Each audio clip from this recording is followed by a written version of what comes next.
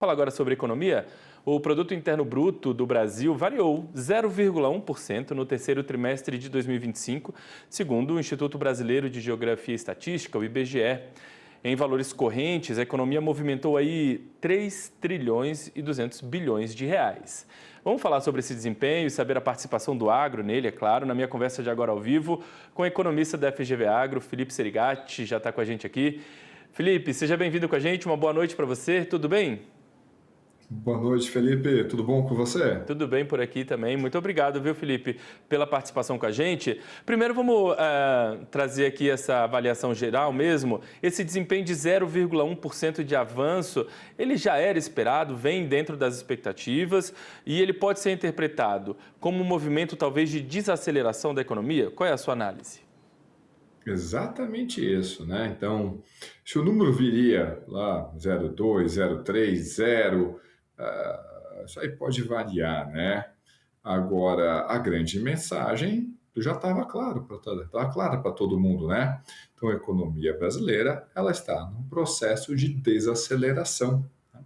Então, ela vai crescer esse ano, provavelmente vai crescer naturalmente ano que vem, só que esse crescimento tem sido cada vez menor, né? O que tem por trás desse crescimento cada vez menor, né? Óbvio que, vamos dizer assim, a variável que mais chama a atenção é justamente a taxa de juros. Então, já que apontar para um vilão imediato, a gente vai olhar para aquilo que está fazendo mais barulho, que é justamente a taxa de juros que opera em patamares bastante elevados. Se a gente der um passo atrás, por que essa taxa de juros ela está operando em patamares tão elevados? É porque nós temos uma política fiscal muito expansionista e que aquece a demanda, né? Então você está jogando dinheiro ali na economia, e esse dinheiro, na hora que cai no caixa das empresas ou cai no bolso dos domicílios, naturalmente isso vira demanda. Só que o tecido econômico já não está mais suportando uma demanda tão aquecida. E a gente vai ter ali diversas variáveis que deixam claro que esse arranjo é desequilibrado. O primeiro deles, a gente acabou de falar aqui, é justamente a inflação. Uma demanda mais aquecida do que a oferta consegue acompanhar, quando é possível, esse ajuste se dá em cima de preços. Quando é possível, por exemplo, no setor de serviços. Outro variável que indica ali que esse desequilíbrio é justamente as importações. Então, as importações aqui no Brasil têm crescido de maneira bastante acelerada. Aliás, no PIB do terceiro trimestre sempre tem revisões. As importações, que tinham crescido 14,7% ano passado, agora cresceram 15,6%. Olha só como cresceu de maneira acelerada as importações. E aí, com isso, quando a gente for olhar os números das importações agora, jamais podemos esquecer que a base de comparação é larga. Em outras palavras, mesmo que a gente olhe ali uma taxa de crescimento menorzinha, não vamos esquecer que é um crescimento menor, só que em cima de uma base de comparação muito mais larga. Enfim, essa desaceleração do crescimento da economia brasileira não foi novidade, se é C01, 02, isso é outra história, e representa, né, na visão mais panorâmica, né, no principal fundamento, é justamente esse crescimento desequilibrado que a economia brasileira está registrando, pelo menos desde 2022, desde que nós lançamos mão da chamada PEC Kamikaze. Já foram quase aí, né, 2 anos, 3 anos, né, dessa dinâmica, e o tecido econômico já está se mostrando bastante desgastado. Bom, e aí, olhando esse resultado, quando a gente faz aí, destrincha um pouco, né, faz alguns recortes, quais são os setores que se destacaram? O agronegócio, mais uma vez, ele mostrou força, ele ajudou a sustentar um pouco aí esse resultado? Então, com certeza, né? Então, quando a gente vai olhar principalmente na variação interanual, ou seja, compara o número do terceiro trimestre desse ano contra o número do terceiro trimestre do ano passado. O que a gente tem? Opa, de um lado, a gente tem um crescimento do universo agro, mas por que o universo agro cresceu? De um lado, porque a gente teve ali, para diversos produtos, uma safra bem cheia. Para algumas criações, também tivemos ali um volume de abates interessante. Então, volume produzido pelo setor no seu agregado, ok, ele foi bom.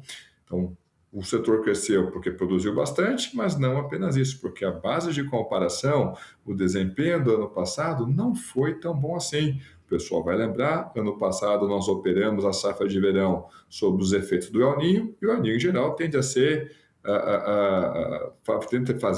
tende a fazer com que o nosso cerrado produza abaixo do seu potencial. Em outras palavras, a gente teve quebra de safra ano passado, né? Então, agro cresceu, seja porque de fato produziu bastante esse ano, seja porque a base de comparação é estreita. A indústria. Então, principalmente quando a gente pega a indústria de transformação, não é a indústria extrativa, que ela vai pegar petróleo, minério, a indústria de transformação, ela encolheu 0,6%. Por fim, quando a gente pega o setor de serviços, que também é muito importante, teve um crescimento menor, um crescimento de 1,3%. De novo, refletindo que o mercado interno ainda cresce, só que cresce de maneira desacelerada. Felipe, deixa eu aproveitar e deixar claro aqui um ponto que pela imprensa eu vi muito pessoal insistindo numa tecla, né, de que no crescimento na margem, ou seja, crescimento do terceiro trimestre comparado com o segundo trimestre desse ano, o pessoal esperava uma queda nas atividades agropecuárias, ok, e surpreendeu esse crescimento porque normalmente a produção no terceiro tri é menor. Mais ou menos, né? Então, fato, a produção no terceiro tri ela é menor. Só que isso não é motivo para esperar a contração nessa variável, né? Quando você vai esse crescimento trimestral com ajuste sazonal. Por quê? Porque quando você aplica o ajuste sazonal, naturalmente você já controla esse efeito. Por exemplo, se eu falar aqui para vocês, olha, comércio varejista vendeu menos em janeiro do que tinha vendido em dezembro. Alguém vai ficar surpreso com isso? Não. E na realidade isso nem vai aparecer nos números. Por quê? Quando a gente passa o filtro sazonal, esse controle já é feito, ou seja, você já tira aquilo que na média é normal, dezembro crescer acima dos demais meses, justamente devido às festas de fim de ano. Tudo isso para dizer o quê? Gente, super razoável esse crescimento do terceiro tri do agro, inclusive nessa variável do crescimento na variação trimestral. Por que super razoável? Quem que é, vamos dizer assim, a principal safra que a gente tem no meio do ano em termos de volume? É a nossa safra de milho, a segunda safra de milho. Como é que foi a nossa segunda safra de milho? Foi muito grande. Então, de acordo com números da Conab, foi uma produção, uma segunda safra de milho superior a 113 milhões de toneladas. Né? Então, foi uma safra grande. Se a gente lembrar que teve algum atraso na safra de verão e que algumas regiões plantaram o milho de segunda safra também com atraso, naturalmente essa colheita também vai ficar mais tardia.